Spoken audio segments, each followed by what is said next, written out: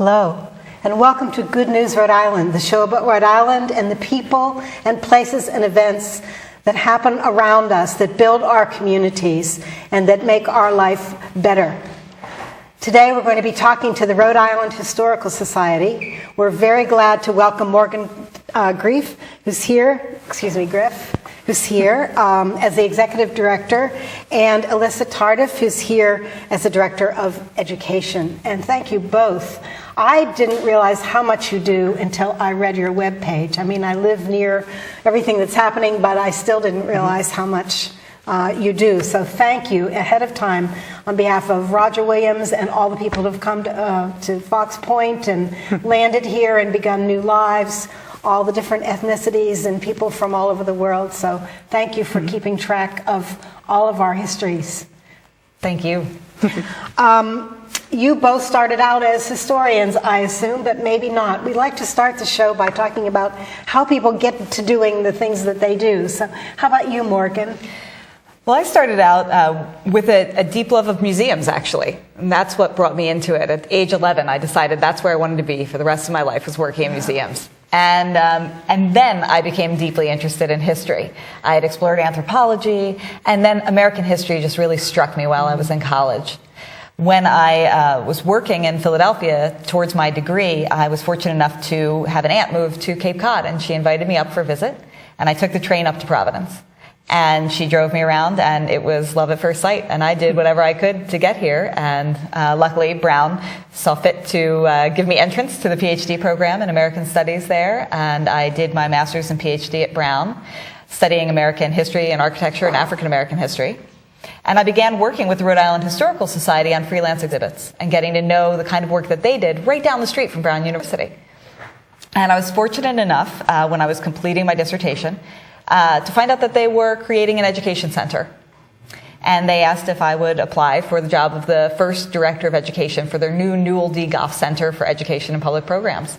And so in 2005, I became the director of the Goff Center for Education.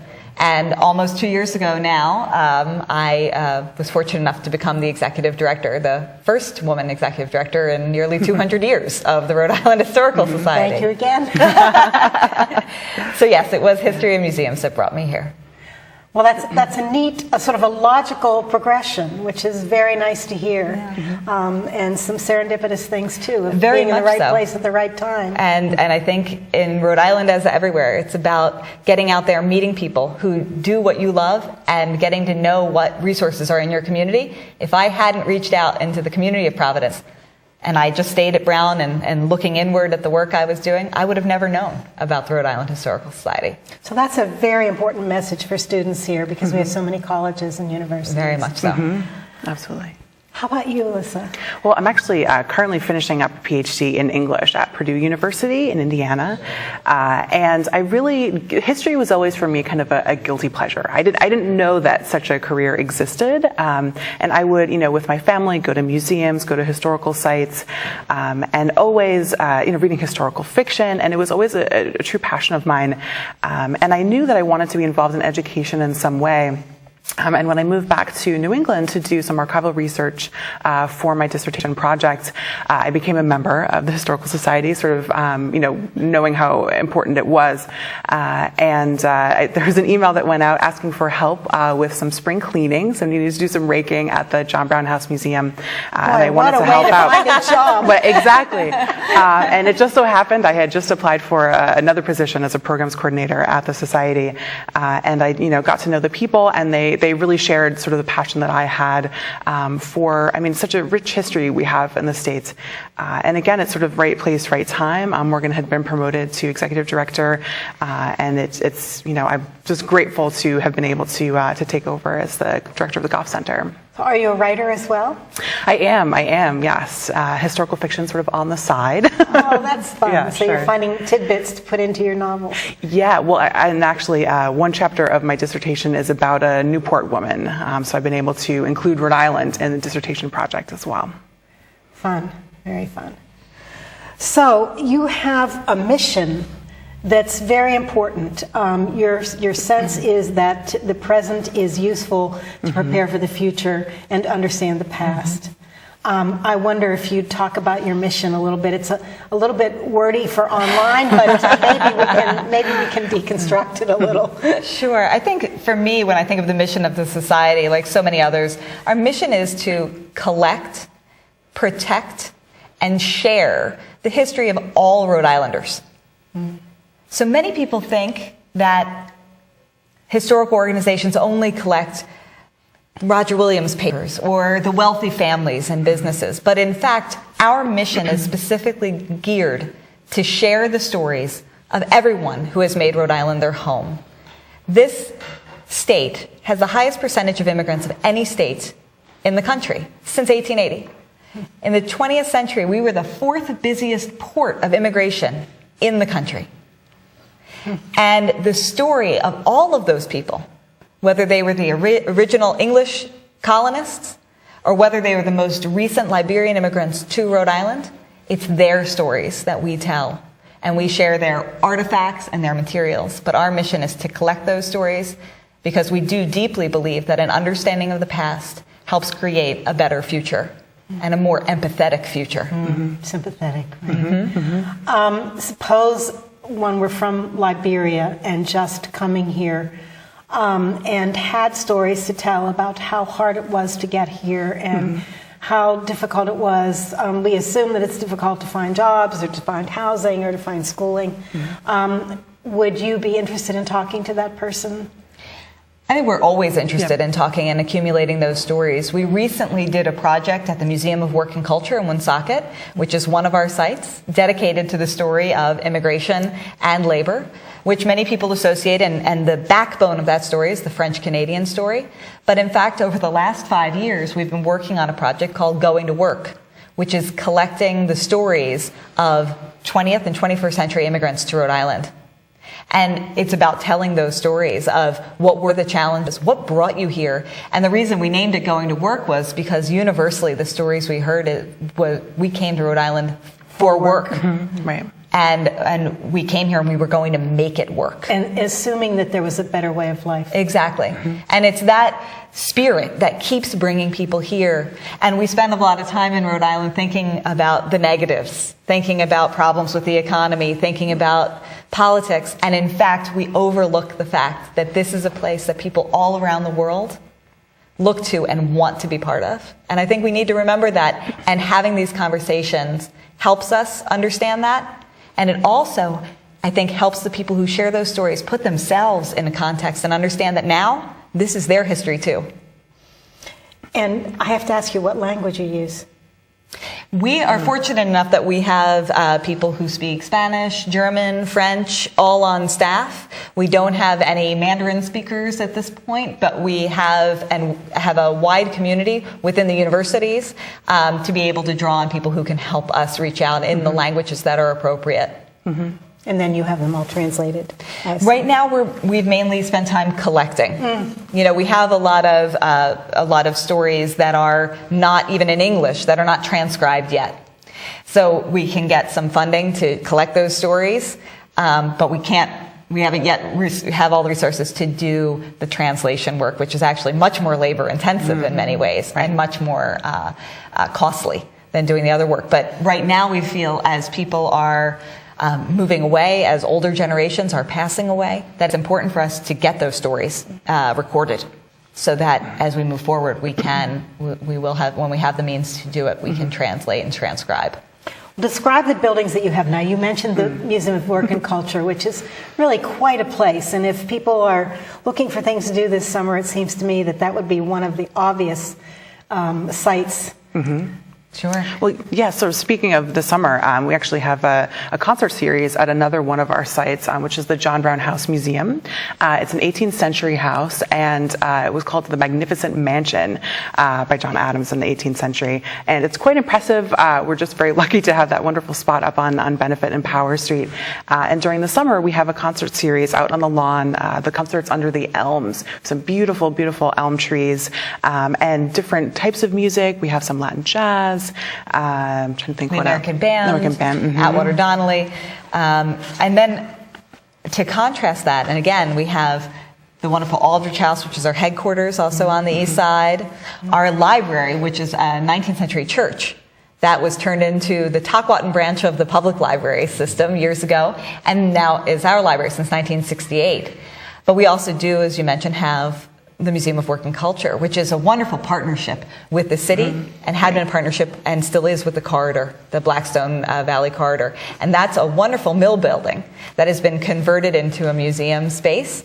The city owns that building, and we operate the museum. And so it's a wonderful partnership. We couldn't do it without them. If I wanted to go to the library to find something out about my heritage or whatever, how would I start? Yeah, well, you can just actually show up, just come right in, and we have a very friendly, receptionist who's really used to people not knowing where to start. I think archives can be really imposing places. It's tough, it's a church and it's a very, lovely old building, but it can look a little imposing. So we really try our best to, to understand kind of where people are coming from, and to know that, you may come in with a very specific question. You have one ancestor that you're trying to find information about, or you may simply want to know kind of more about your house, see if we have images, if you lived on the east side and you want to see kind of what it looked like in the 19th century, we can help you with that too. So certainly we understand that people sometimes don't quite know, what information they want or how to get it. So we're sort of certainly used to helping people with that. So Wednesday through Friday, people can just come in without appointments, and then the second Saturday of every month. And they can explore the materials that we have in the reading room. We can pull amazing things out of our stacks for them to see, and they will be brought down to them. Some of the more delicate ones, it's a wonderful experience. They hand it to you and they put it on velvet, on cushions. And some of them are so delicate, in fact, that our library staff has to turn the pages for you. Right. Some of our documents from the 17th century. And Roger Williams, is that right? You have some original we do. Pieces of Roger Williams' work. And we have some wonderful first editions of The Bloody Tenement of Persecution, as well as A Key into the Language, which is 1642-43. So these are amazing imprints published in England, because we didn't begin publishing in Rhode Island until 1727, when James Franklin, who is his work is being suppressed in Boston, moves the Franklin family down here. James Franklin being the older brother of Benjamin Franklin. And he becomes the printer in Newport. His wife, Anna, takes over for him, and she becomes the official printer of Rhode Island, the first female editor of a newspaper in the country, and our first official printer. Wow. Yeah, it's certainly a rich history of women in Rhode Island. Yes, we do. That's for sure. Yeah. So what are some other artifacts that you have that you're hiding away that those of us who just want to gawk can come and see? Yeah. One of the things that surprises many people is that Rhode Island didn't have a state archive for a very long time, not until the 1970s. And so many of the collections you would expect to find in other places like the state archives are actually located in our library. So one piece of history that's very important and coming up a lot this year is the charter, the 1663 charter. It's our 350th anniversary of that charter, brought here to Newport by Dr. John Clark. Williams and Clark go over together, and Clark stays for 12 years to get that document.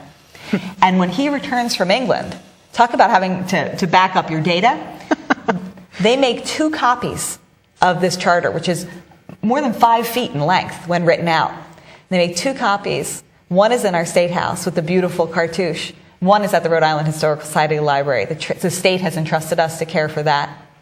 And we have the renunciation of allegiance from the British government, Rhode Island's Declaration of Independence. We have the materials, the arrest warrants for the men who participated in the Gaspee affair. The colonialists? Yes. Oh, really? So we have the diary of the doctor who participated and then helped to save Colonel Duddingston after he was shot, and writing about this event. And that diary, of course, becomes evidence in the case against the men who were cited for terrorism and treason.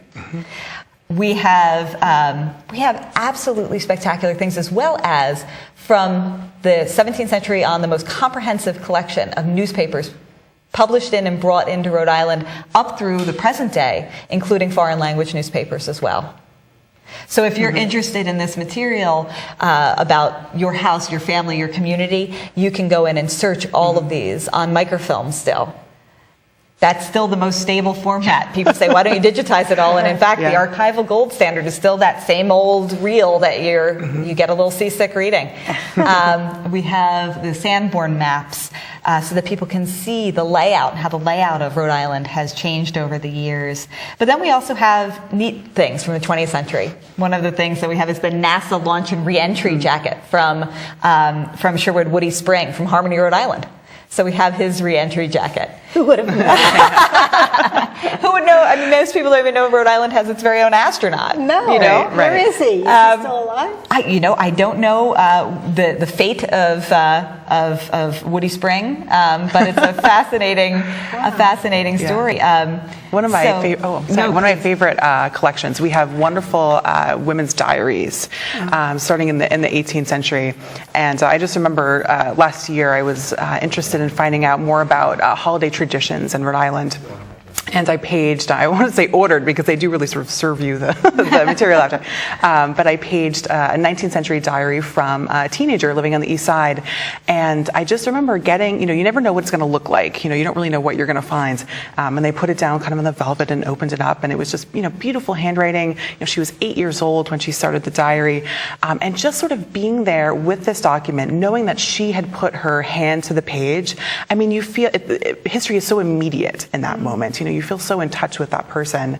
And she talked about how electricity had just come to the city in the 1890s and how the horses were afraid of the electric lights on the streets.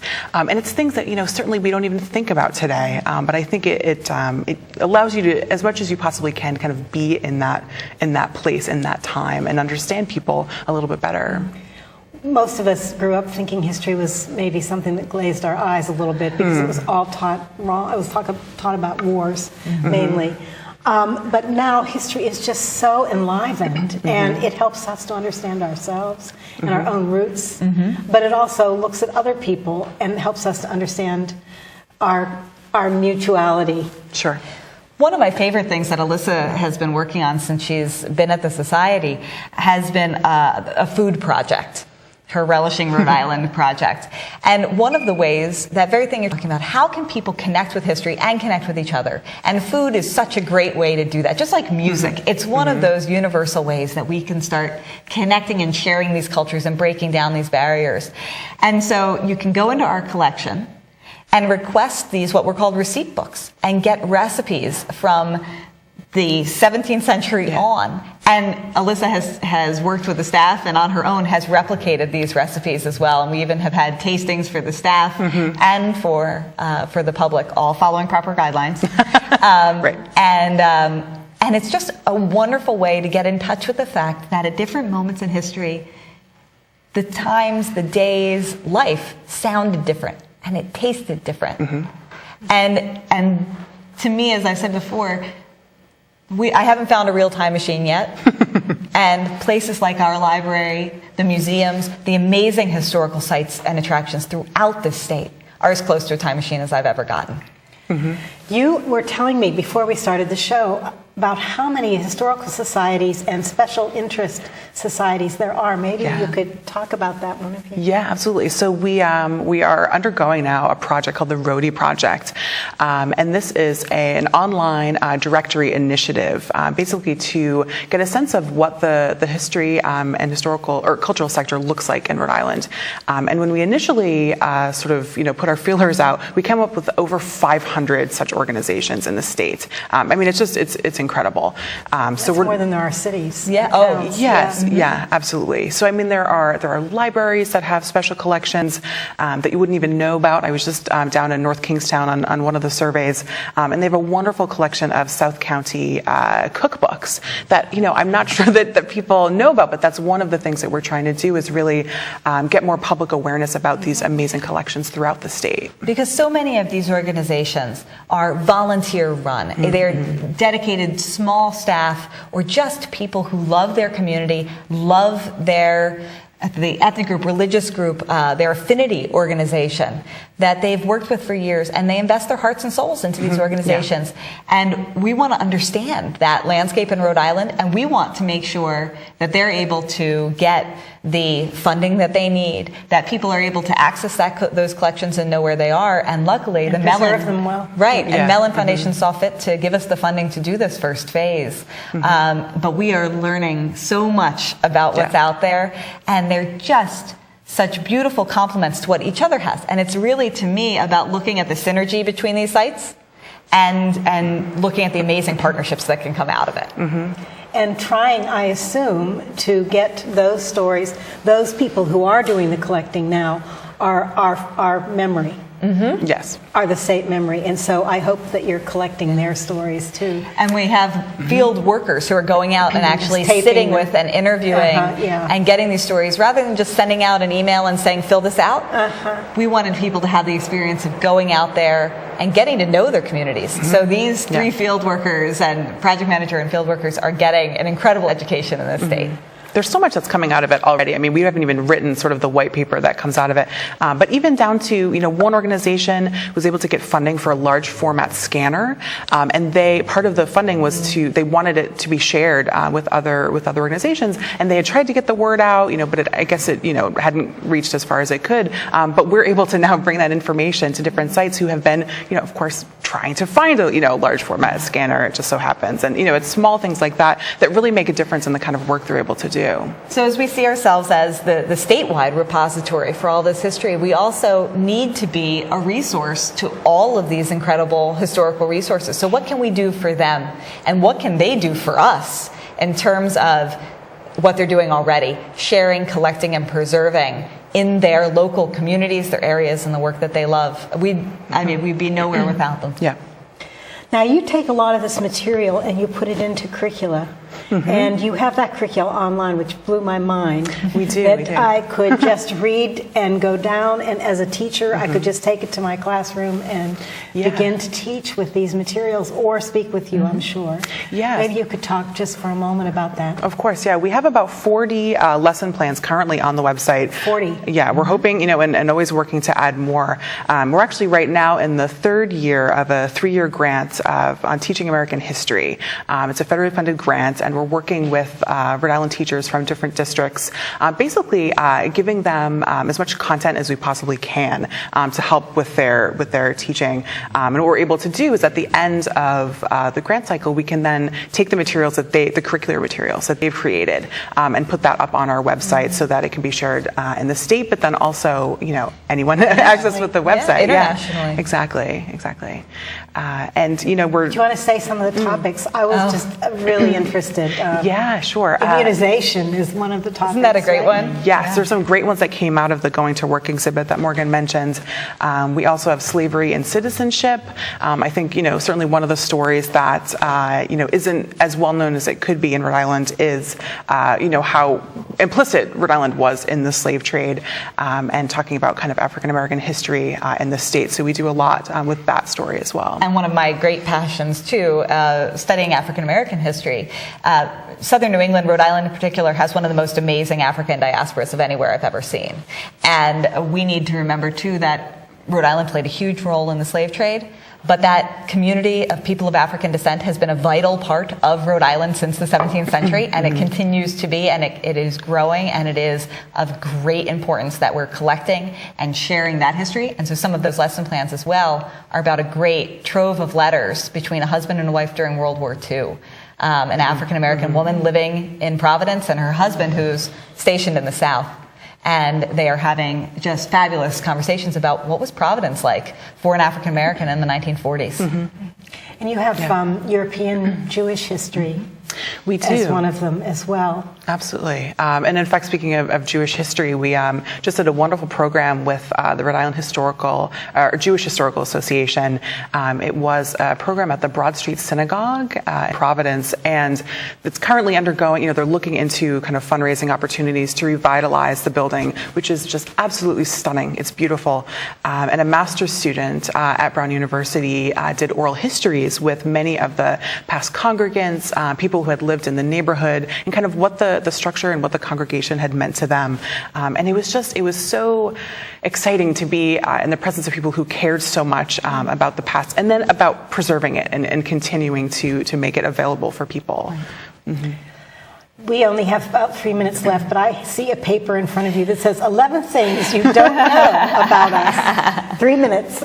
Oh, 3 minutes. Well, one of the things that's actually not on the list, but we were formed in 1822. So we're almost 200 years old. And when we were formed in 1822 in the General Assembly, we were formed as a Northern and a Southern cabinet. And our Southern cabinet broke off from us in 1852 and became the Newport Historical Society. And we shifted the Newport collections down there, and they're still one of our greatest partners and resources today. And our collections perfectly complement one another. And people don't often know that we started out as one. I didn't know and that. we work very closely together. But we have these wonderful things, little things, that just talk about life in Rhode Island. We have an infant's knitted sock, which is a little cotton sock that was actually found on a battlefield in Florida in 1864 in part of the Civil War, a Civil War battle, and was brought up by a Union soldier from Rhode Island who collected that as a trophy. We have a powder horn from 1777 that is carved with a map of Providence and the deer in the community in Providence. Beautiful powder horn. Hand-drawn maps from the 1790 of John Fitch. That's just spectacular, showing Weybosset, Westminster, North Main Street, and the churches and buildings along the way, as well as things like infant rattle that is coral and gold from sometime between 1660 and 1690. It's amazing. So some of the earliest settlers to the Newport area bringing this rattle with them, as well as things like Gertrude Bray's papers, one of these amazing women's collections that we have that tells the story of a woman who worked with the Red Cross on the front lines in World War I and came back to Rhode Island and became a psychiatric investigator working with veterans to make veterans' lives better who were suffering from battle fatigue. So these are just this is the tip of the iceberg in terms of what's available to everyone to come in and use these resources. We'd love to see you there, to see everyone there. Yeah. Well, thank you very much, both of you, Morgan and Alyssa, for coming. And we certainly encourage you to continue your work. And I hope that if you are watching and you're interested in Rhode Island history, that you will go to the local historical commission near you and then begin to work to the Rhode Island Historical Commission and help to save those wonderful parts of our history.